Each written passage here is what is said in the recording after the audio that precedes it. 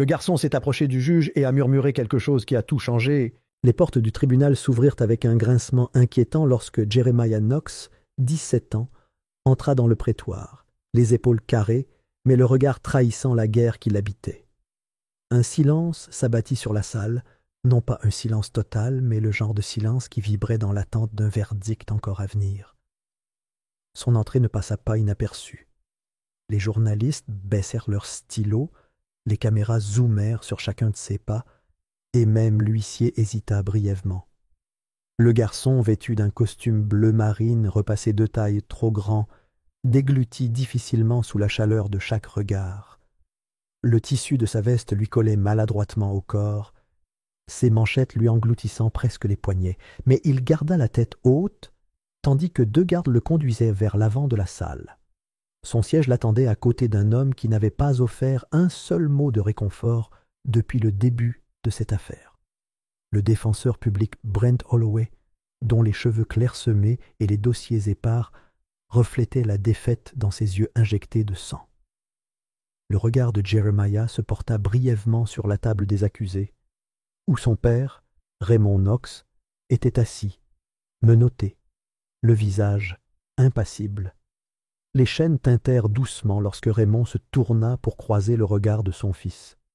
Ce fut un regard qui dura quelques secondes, mais durant ces secondes, une vie d'amour, de déception, de peur et de non-dit passa entre eux.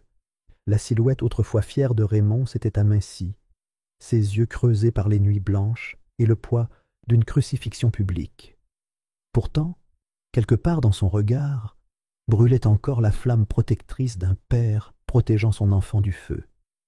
C'était un homme enseveli sous le poids d'un mensonge, un mensonge si énorme qu'il engloutissait son nom, son œuvre, sa communauté et même sa voix. Raymond Knox avait été quelqu'un. Avant tout cela, avant que les gros titres et les lunettes cerclées des commentateurs de la télévision ne décortiquent son personnage en récit digeste, il avait servi avec honneur dans l'armée, récompensé pour son leadership lors de missions humanitaires à l'étranger.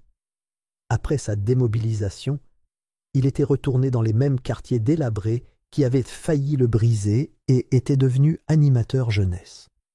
Pour les garçons sans père, Raymond était devenu un père de substitution. Pour ceux que le monde avait oubliés, il apportait structure, encouragement et but. Mais plus rien de tout cela n'avait d'importance maintenant. Pas dans cette salle d'audience, pas avec un procureur qui aiguisait les mots comme des lames et une galerie de spectateurs avides de sang. Les accusations étaient aussi stupéfiantes qu'étranges. Complot en vue de trafic de secrets d'État, falsification de bases de données fédérales et obstruction à la justice. Une information anonyme, jamais retrouvée, affirmait que Raymond avait participé à une opération secrète visant à divulguer des informations cryptées sur les plans de défense de haut niveau de l'État à une source étrangère non identifiée. L'histoire, qui semblait tout droit sortie d'un roman d'espionnage de troisième ordre, a finalement fait long feu. 2 semaines après l'information, Raymond fut arrêté lors d'un séminaire pour jeunes au centre de loisirs local. La descente fut retransmise en direct. Il fut extirpé au beau milieu de son discours, toujours vêtu du même t-shirt « Every Kid Matters » qui symbolisait autrefois l'espoir, mais qui le raillait désormais avec ironie. Le témoin vedette de l'accusation était l'agent Nolan Price, un homme en costume impeccable, à l'allure robotique et à la voix imperturbable. Son témoignage était presque parfait. Il raconta comment lui et son équipe avaient découvert 3 disques durs cryptés enfouis sous le plancher du bureau de Raymond. Il affirma qu'il surveillait Knox depuis des mois, construisant un dossier basé sur des messages interceptés, des virements suspects et des journaux de surveillance. Mais derrière la livraison mécanique de l'agent Price se cachait un vide de logique flagrant. Les horodatages des prétendus fichiers ne correspondaient pas à l'historique des déplacements de Raymond. Les images de surveillance présentaient des failles flagrantes. Les virements remontaient à des comptes jetables qu'aucun expert comptable ne pouvait relier à Knox sans forcer la raison. Et puis, le plus grand signal d'alarme est apparu. L'identité de l'informateur anonyme n'a jamais été révélée, même à huis clos. Price a éludé chaque question avec précision, se réfugiant derrière des opérations classifiées et des enquêtes en cours, comme si la vérité avait une habilitation de sécurité supérieure à celle du tribunal lui-même. Pourtant, les preuves semblaient accablantes. Les disques durs cryptés existaient. Les fichiers étaient réels. L'argent était quelque part. Mais il était trop propre, trop pratique. Comme s'il avait été dissimulé pièce par pièce, chaque détail étant fabriqué pour résister à un examen minutieux, sans susciter d'enquête plus approfondie. Et dans cette salle d'audience, où l'opinion publique pesait plus lourd que les faits, l'illusion de la culpabilité était souvent plus puissante que l'innocence. La galerie était bondée chaque jour, un défilé de puissants et de curieux. Des caméras alignées au fond, des conseillers politiques prenaient des notes, et de vieux amis restaient assis dans un silence stupéfait, hésitant entre croire l'homme en qui ils avaient autrefois confiance ou la tempête médiatique qui l'avait consumé. Mais derrière l'épais vernis du décorum, quelque chose de plus sombre couvait. Des murmures circulaient, des rumeurs selon lesquelles ce procès ne concernait pas seulement Raymond Knox, que sa condamnation effacerait opportunément l'existence d'un vaste réseau de corruption dans lequel il s'était retrouvé sans le savoir. Invisible de la plupart, observant depuis le banc du deuxième rang, siégeait le sénateur Conrad Rusk, un homme plus connu pour ses tractations en coulisses que pour ses discours publics. Il n'avait aucune raison officielle d'être présent, et pourtant il assistait à toutes les audiences, entouré de ses assistants qui ne quittaient jamais leur téléphone. Rusk était en partie responsable de la rapidité avec laquelle cette affaire avait dégénéré, poussant le tribunal de district à un procès au niveau de l'État en moins d'un mois. Lui, et d'autres comme lui, avaient beaucoup à perdre si Raymond était acquitté, car les dossiers prétendument trouvés en sa possession contenaient des noms, des transactions et des courriels impliquant plusieurs hauts fonctionnaires dans des transactions d'armes illicites remontant à plus de 10 ans. Et puis, il y avait le juge Harold Easton. Aux yeux du public, c'était un modèle de neutralité, un magistrat chevronné au casier judiciaire impeccable. Mais le juge Easton avait mal dormi. 2 semaines auparavant, sa routine avait été perturbée par une fine enveloppe glissée sous la porte de la chambre. Pas d'adresse de retour, pas d'empreinte digitale. À l'intérieur se trouvaient des photos, granuleuses, mais sans équivoque, de son fils adolescent, dans une chambre d'hôtel, avec une femme qui n'était pas la sienne, une femme liée à une enquête en cours sur des contrats de défense détournés. À côté des photos se trouvaient des relevés bancaires numérisés, des comptes offshore aux îles Caïman liés au pseudonyme d'Easton datant d'il y a 20 ans, et un unique message griffonné à l'encre rouge épaisse. « Vous savez ce qu'il vous reste à faire. » Depuis, son marteau était tombé plus fort, ses décisions plus courtes et son regard plus sombre. Il avait rejeté 3 requêtes de la défense qui auraient pu renverser la situation. Il avait invoqué une erreur de procédure, un défaut de qualité pour agir ou une non-pertinence. Lorsque la défense avait demandé à un analyste judiciaire indépendant d'examiner les disques cryptés, Easton avait refusé. Lorsqu'ils avaient demandé l'assignation à comparaître d'un sous-traitant de la défense soupçonné de connaître l'origine des documents, Easton avait jugé cette requête irrecevable. Et lorsque Brent Holloway avait plaidé un délai pour examiner de nouveaux fichiers découverts quelques jours plus tôt, Easton avait programmé les plaidoiries finales à la place. Brent avait essayé, du moins au début. Mais il n'était pas équipé pour une affaire d'une telle ampleur. C'était un homme fatigué, mal payé, chargé de l'impossible. Avec le temps, sa voix s'était adoucie. Ses objections se faisaient plus rares. Il n'était plus dans le coin de Raymond. Il était un remplaçant, un corps à côté de l'accusé, présent pour la forme. Et pourtant, malgré tout, Jeremiah était assis à ses côtés, observant le déroulement des événements avec une fureur sourde qui brûlait dans ses yeux fatigués. Le garçon n'avait pas voulu venir. Il avait supplié sa grand-mère de rester à la maison, de lui permettre de se souvenir de son père tel qu'il était autrefois, et non comme un homme enchaîné. Mais quelque chose en lui avait changé la nuit dernière. La prise de conscience que personne d'autre ne dirait la vérité s'il ne le faisait pas. Que peut-être, juste peut-être, il était encore temps d'empêcher le train de s'écraser. Alors que le juge entrait dans la salle d'audience et que tout le monde se levait, les pensées de Jeremiah tourbillonnaient comme une tempête. Ses poings se crispèrent, sa mâchoire crispée. Il ne savait ni comment, ni quand, mais il savait que ce n'était pas fini. Quelque part dans ce flot de manipulation et de dissimulation, quelqu'un s'était trompé. Parce qu'on avait sous-estimé la mémoire d'un garçon.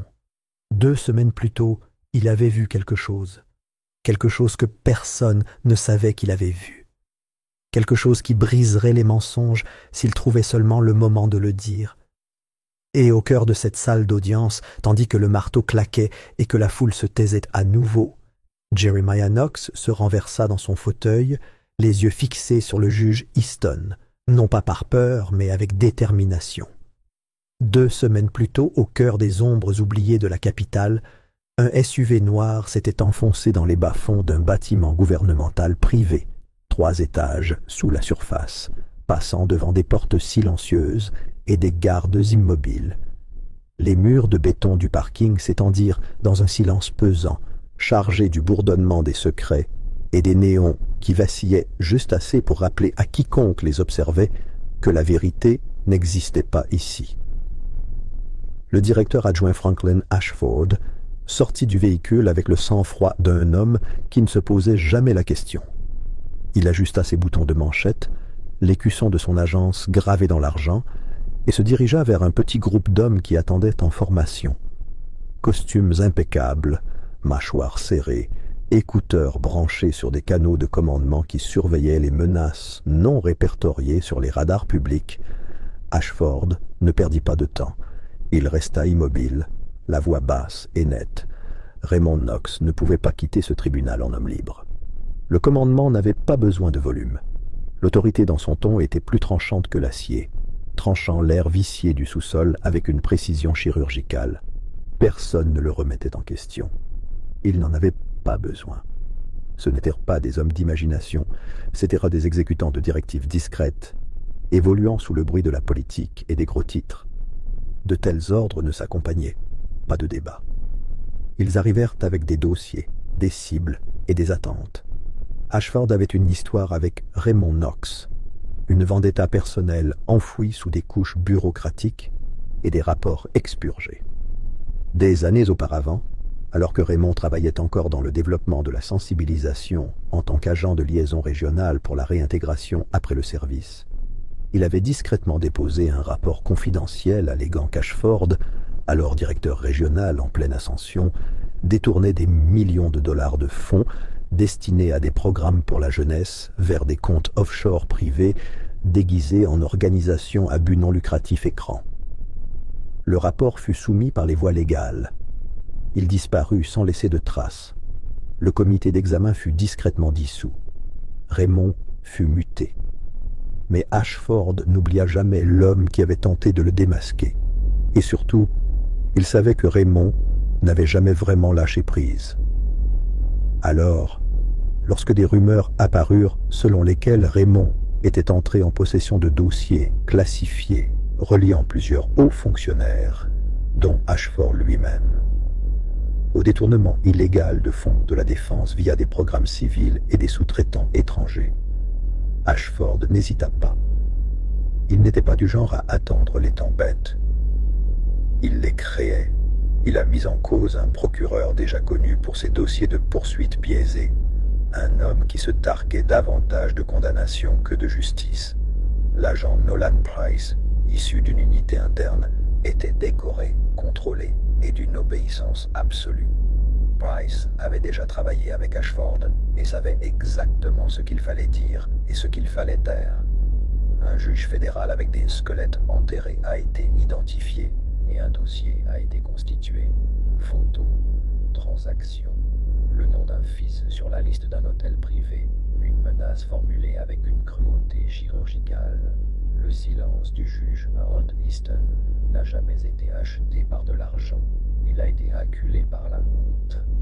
De retour au tribunal, 2 semaines plus tard, Jeremiah Knox était figé sur son siège, non pas par peur, mais par retenue. Chaque mot raffiné qui sortait de la bouche du procureur résonnait comme une aiguille qui s'incruste dans la mémoire collective. Le procureur arpentait la salle avec l'aisance d'un homme déjà certain de sa victoire, sa voix glissant sur le jury comme du miel mêlé de venin. Il a dépeint une version de Raymond que même Jeremiah ne reconnaissait pas. Des termes comme accès secret, violation classifiée et risque national entouraient le nom de son père comme des chaînes, toutes plus lourdes les unes que les autres. Les témoins défilaient avec une précision mécanique. Un technicien prétendait avoir extrait les données des disques durs. Un enquêteur bancaire reliait des virements internationaux à l'adresse résidentielle de Raymond. Tous parlaient du même ton neutre, dénué de tout doute, comme s'ils avaient répété à huis clos. La défense n'avait guère de chance. Chaque objection était écrasée sous le marteau d'Easton, avant même de quitter les lèvres de Holloway. C'était une salle d'audience en mouvement, non pas de justice, mais de chorégraphie. Pourtant, le visage de Jeremiah restait immobile. Il avait appris le calme de son père. Il avait appris à laisser le monde croire qu'il gagnait. Mais sous le silence, la tempête en lui couvait plus sombre que jamais. Il était resté assis dans cette salle d'audience pendant des jours, les mains jointes, le regard fixe, tandis que le nom de son père était traîné sur les charbons ardents de la politique. Personne ne se demandait pourquoi un leader communautaire respecté trahirait soudain sa nation. Personne ne se demandait comment les preuves avaient pu se matérialiser avec une telle facilité chirurgicale. L'accusation s'appuyait sur un récit qui reposait sur le silence de la défense. Jamais il n'aurait imaginé que quelqu'un d'extérieur au système puisse détenir la vérité. L'instant arriva pendant la pause. Le juge se leva pour s'étirer, des murmures s'élevant dans la salle comme la vapeur d'eau bouillante. Les journalistes tapèrent sur leurs claviers, les yeux fixés sur leurs tablettes, et murmuraient des nouvelles. Brent Holloway se renversa dans son fauteuil, se massant les tempes, les doigts tremblant légèrement. C'est dans ce vacarme que Jeremiah se tenait. Le mouvement était délibéré, non précipité, comme s'il s'étirait les jambes. Mais sa direction était indéniable, vers le banc. La sécurité changea de direction. Un garde s'éloigna du mur latéral, la main posée près de son arme de poing. Mais le juge leva la main, non par pitié, mais par curiosité. Le regard d'Easton se fixa sur celui du garçon. Il y avait quelque chose dans le visage de Jeremiah, quelque chose de froid et de calme, qui coupa le souffle au juge. La salle d'audience sembla rétrécir. Jeremiah se pencha, les lèvres suffisamment proches pour que seul Easton l'entende. Ce qu'il murmura fut bref, mais il fissura les fondations sous l'expression du juge comme une fissure dans le verre. Sa main, toujours levée, se mit à trembler légèrement lorsque le garçon recula et retourna à son siège. Personne ne comprit ce qui se disait. Ni les avocats, ni le public. Mais le juge Easton paraissait différent, moins posé. Le masque qu'il portait depuis le premier jour vacilla. Son regard n'était plus neutre, il cherchait, et dans cette quête, il découvrit quelque chose qu'il espérait ne jamais rencontrer. 2 semaines plus tôt, dans le calme d'un samedi après-midi, Jeremiah nettoyait le garage de son père. C'était une distraction plus qu'un devoir, quelque chose pour l'empêcher de s'égarer. Sous une bâche bleue usée, dans une vieille boîte à outils rouillée datant de l'époque où Raymond était au service, quelque chose tinta. Les doigts de Jeremiah en soulevèrent le fond jusqu'à ce qu'un panneau cède. À l'intérieur se trouvait une petite clé USB noire, sans étiquette, sans marquage, froide au toucher. Il la brancha sur le vieil ordinateur dans un coin du garage. Les fichiers s'ouvrirent sans mot de passe. Ce qu'il vit lui fit perdre le sang. Il y avait des enregistrements audio, clairs, horodatés, sans équivoque. Des voix discutaient de l'orchestration des preuves, de la manipulation des fichiers numériques, de la chronologie de la découverte des disques. Et la voix de Franklin Ashford, mesurée et sans équivoque, dirigeant l'opération tel un chef d'orchestre. Jeremiah les écoutait prononcer le nom de Raymond, rire de sa routine prévisible et même citer l'agent Price par son nom, soulignant avec quelle conviction il jouerait l'analyste loyal. Le dernier dossier contenait des documents financiers. Numéro de compte, registre de transfert, des traces numériques qui ne menaient pas à Raymond, mais à des sociétés écrans enregistrées sous des pseudonymes liés à des représentants du gouvernement, dont une transaction effectuée 2 jours après l'arrestation de Raymond. Un paiement pour service rendu. Jeremiah avait fixé l'écran pendant des heures, ne sachant pas à qui faire confiance. Il ne pouvait pas aller à la police. Ashford avait des hommes partout. Il ne pouvait pas aller à Holloway. Le défenseur de son propre père parlait à peine plus qu'un murmure, et il ne connaissait pas assez la presse pour savoir quel journaliste ne transformerait pas cette affaire en cirque médiatique ou ne disparaîtrait pas une fois la situation devenue critique. Alors il attendit, calcula, observa, et décida que la seule personne qui pouvait faire pencher la balance était celle qui tenait le marteau. Alors il murmura la vérité à l'oreille du juge Easton. Pas une menace, pas une supplication, juste un lieu où il avait téléchargé les fichiers. Comment y accéder? Et comment l'un des noms figurant dans les journaux de transaction n'était pas seulement un pseudonyme, mais celui d'Easton? Le garçon ne regarda pas le juge. Il n'en avait pas besoin. Il savait ce qu'il avait fait. Et tandis que le juge restait assis, raide sur son siège, la gorge serrée et l'esprit ruminant les implications de ce murmure, l'équilibre du procès commença à basculer, lentement, subtilement, mais irrévocablement. Et dans cette salle imprégnée de pouvoir et de faux-semblants, pour la première fois depuis son début, le procès de Raymond Knox n'appartenait plus à l'État. Elle appartenait à la vérité. Et Jeremiah Knox venait d'entr'ouvrir la porte.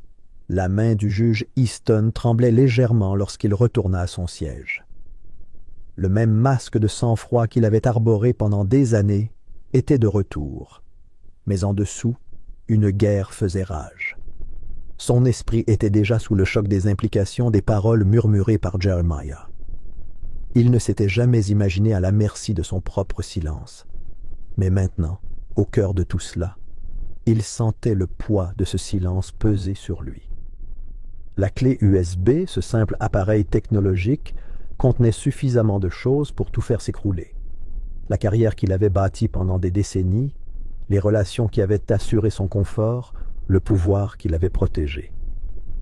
Si ce que Jeremiah avait dit était vrai, si ses enregistrements, ses virements bancaires et l'implication de Franklin Ashford étaient vérifiés, alors ce procès, toute cette mascarade, était un mensonge. Il pouvait déclarer un procès nul. Il pouvait tout rejeter et s'en tirer sans rien dire. Ce serait facile. Il pouvait y mettre un terme maintenant, mettre un terme à la mascarade d'un procès qui avait trop duré, libérer Raymond Knox et révéler la corruption d'un seul coup. Mais il y avait aussi l'autre partie du murmure de Jeremiah. Ils te surveillent. En ce moment même, ils ont des images de ton fils. Ils ont dit que si tu ne le condamnes pas, ils le détruiront. Ces mots brûlaient dans l'esprit d'Easton, brûlants et implacables. Son fils, Jamie, était en 2e année d'université, loin, dans un autre État. Il avait travaillé si dur pour tout donner à son fils, pour le protéger des dangers du monde, pour le préserver de la corruption même qu'Easton avait passé sa vie à affronter. Et maintenant, en un clin d'œil, tout ce pour quoi Jamie avait travaillé, tout ce qu'il était, pouvait être anéanti par une simple vidéo. Cette pensée lui retournait l'estomac. Il connaissait le système. Il savait comment ça fonctionnait. Comment des vies pouvaient être ruinées par un simple murmure. Comment des réputations pouvaient être détruites par les bonnes images, les bonnes relations. Il en avait été témoin à maintes reprises, mais jamais il ne s'était considéré comme une victime. Il avait toujours eu le contrôle. Maintenant, il n'en était plus si sûr. Il ignorait quelles images ils avaient, ni comment ils les avaient obtenues, mais la menace était claire. Son fils était entre leurs mains. Le prix à payer pour défendre ce qui était juste était trop élevé, et Easton n'était pas sûr de pouvoir le payer, surtout quand l'avenir de Jamie était en jeu. Il resta assis là un long moment, les doigts tambourinant légèrement sur le bois poli du banc. L'air dans la salle d'audience était lourd, suffocant, et le murmure de la foule lui parvenait à peine. La vérité était entre ses mains, il le savait. Mais la vérité ne suffisait plus. Pas quand elle menaçait tout ce qu'il avait construit, pas quand elle menaçait son fils. En fin de compte, il ne fit rien. Il rappela la séance, sa voix n'étant qu'un écho creux d'autorité. Il s'avança avec le témoin suivant de l'accusation, les mots lui échappant comme un homme prisonnier d'un rêve. Le silence s'installa dans la salle tandis que le témoin prenait la parole, et Easton lutta pour conserver le calme extérieur qu'il avait si soigneusement construit. Mais à l'intérieur, la guerre faisait rage. Les échos de l'avertissement de Jérémie hantant chaque recoin de son esprit. Il sentait le regard du monde braqué sur lui, le poids de la décision pesait sur sa poitrine. Chaque pas en avant dans ce procès lui semblait un pas de plus dans un gouffre dont il ne pourrait jamais s'échapper. Mais quelque chose changea, discrètement, presque imperceptiblement. Easton commença à poser des questions plus pointues, des questions qui transpercèrent le récit soigneusement construit du procureur comme de minuscules fissures dans une façade de verre. Il remarqua des incohérences dans les témoignages, des moments d'hésitation où la vérité commençait à lui échapper. Pour la première fois de tout le procès, il autorisa la défense à présenter de nouveaux éléments. Un geste qui tenait du miracle dans une affaire si étroitement contrôlée. Il ignorait pourquoi il avait agi ainsi. Peut-être était-ce un éclair de conscience, un murmure à son oreille qui lui rappelait l'homme qu'il était autrefois, le juge qui avait autrefois cru en l'équité, en la justice.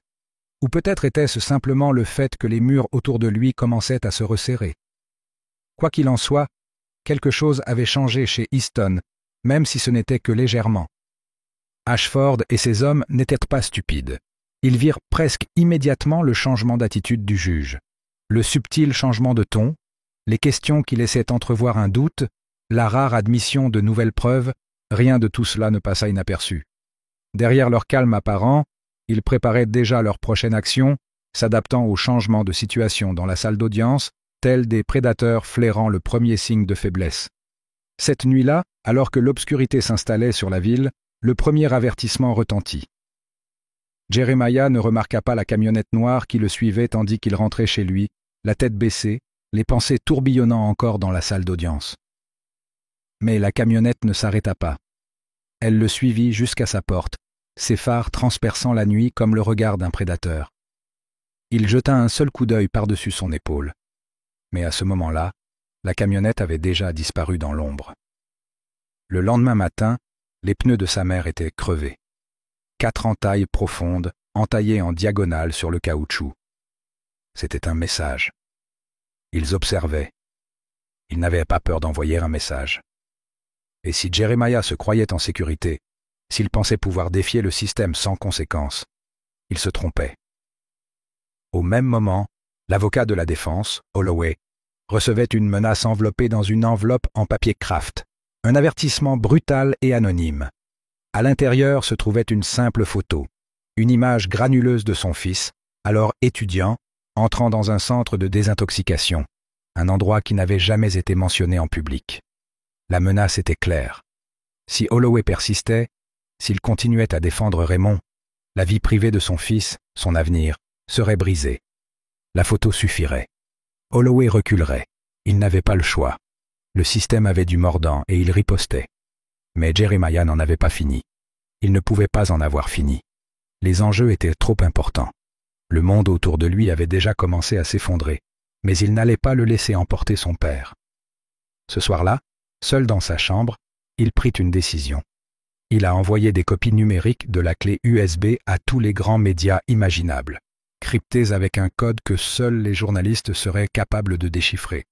Il ne faisait pas confiance aux médias, mais c'était le seul moyen de garantir que cette histoire parvienne au public, de garantir que la vérité soit connue, quoi qu'il arrive. Le message était clair. Si le tribunal n'agissait pas, le monde le ferait.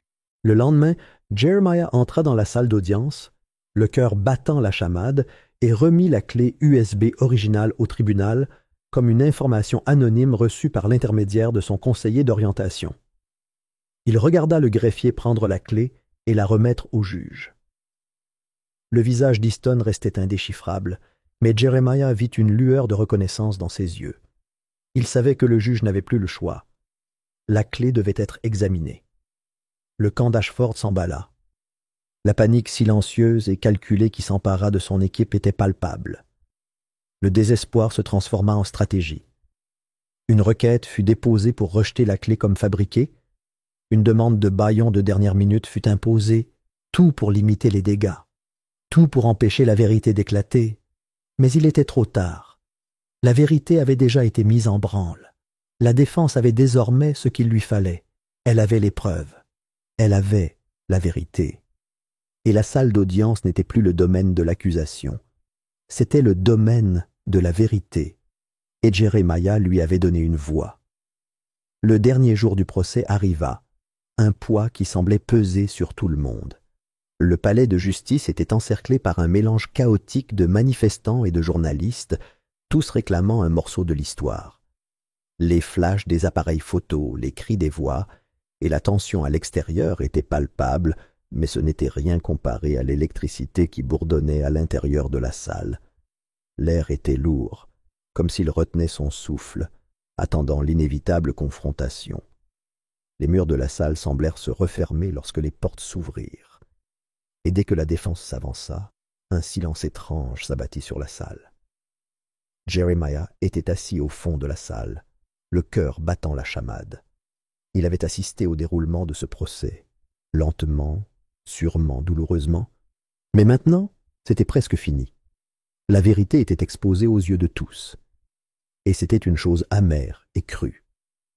Alors que la défense commençait à présenter le contenu de la clé USB, les pièces du puzzle commencèrent à se mettre en place. Des extraits audio crépitaient dans les haut-parleurs, leur contenu accablant. L'agent Price, l'agent stoïque, qui avait été une pierre angulaire du dossier de l'accusation, se tortillait sur son siège. Son sang-froid habituel se brisa lorsqu'il tenta de revenir en arrière, mais la pression était trop forte. Sa voix tremblait. Son regard s'agitait nerveusement. Les avocats de la défense insistèrent, exposant les registres, les dates et les informations de transfert qui correspondaient parfaitement aux preuves initialement présentées par l'accusation. C'était trop parfait. Le genre de perfection qui le rendait impossible à ignorer. Le juge Easton était assis immobile à son banc, l'expression indéchiffrable. Mais pour quiconque observait attentivement, c'était clair. Il luttait pour garder le contrôle, les mains serrées sur les accoudoirs de son fauteuil, les jointures blanches. Intérieurement, il était terrifié.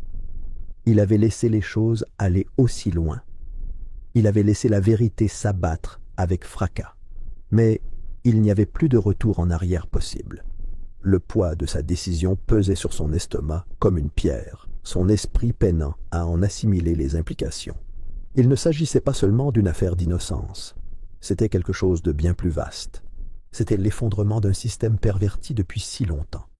Et puis, pour la première fois depuis le début du procès, le directeur adjoint Franklin Ashford fut convoqué pour témoigner. Son arrivée fut grandiose, soigneusement orchestrée. Il entra dans la salle d'audience comme un homme persuadé de pouvoir encore contrôler l'issue. Son costume impeccable, le visage impassible, mais quelque chose dans le scintillement de ses yeux le trahissait. Ses réponses, autrefois assurées, étaient désormais fragiles.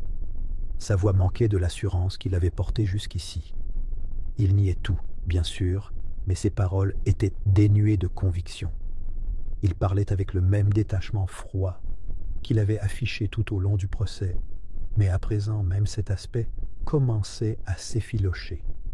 La défense ne perdit pas de temps. Ils passèrent l'enregistrement, celui que tout le monde craignait de voir ressurgir. La voix d'Ashford, reconnaissable entre toutes, rauque et rauque, résonna dans les haut-parleurs. Il faut que Knox s'en aille, mort ou enfermé, peu importe. Ces mots flottèrent dans l'air comme un poison, leur impact immédiat et dévastateur. La salle d'audience respira collectivement, le choc étant si palpable qu'il en était presque tangible. L'espace d'un instant, le monde sembla se figer. Et puis, Raymond Knox, silencieux pendant la majeure partie du procès, se leva. La salle se tut. Il était imposant à cet instant, la silhouette raidie par une rage sourde qui semblait résonner jusqu'au plancher. Mais il ne cria pas, il ne ragea pas.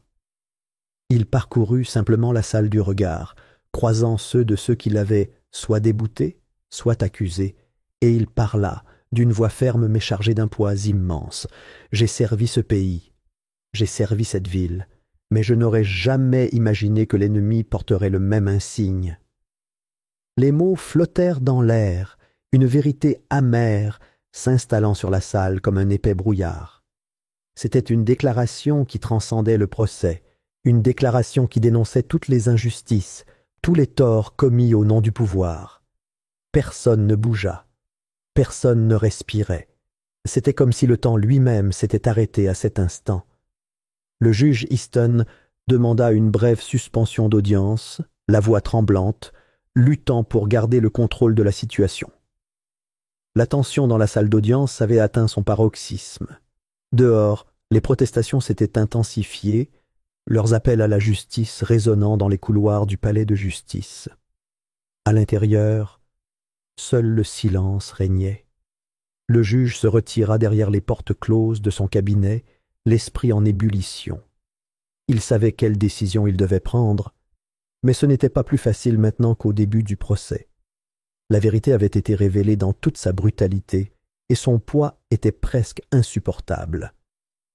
Lorsque le juge revint, l'atmosphère était chargée d'impatience. Il se tenait devant le tribunal, les mains légèrement tremblantes. Sa voix se brisa tandis qu'il parlait, mais il n'y avait plus de retour en arrière possible. Toutes les charges retenues contre Raymond Knox sont par la présente rejetées avec préjudice, déclara-t-il, chaque mot pesant sur la gravité du moment. Sa voix tremblait tandis qu'il poursuivait, les excuses qu'il retenait lui échappant comme un aveu tacite. Ce tribunal n'a pas protégé les innocents, et pour cela je présente mes excuses. Les mots résonnèrent dans la salle, mais n'apportèrent pas le soulagement espéré. Pas d'applaudissements, pas d'acclamations. Seul le silence régnait. Un silence profond, brisé. Le genre de silence qui survient lorsqu'un événement irréversible s'est produit, lorsque tout a changé sans que personne ne sache vraiment comment réagir. Dans les semaines qui suivirent, le monde bascula. Les gros titres fusèrent, propageant l'information à grande échelle.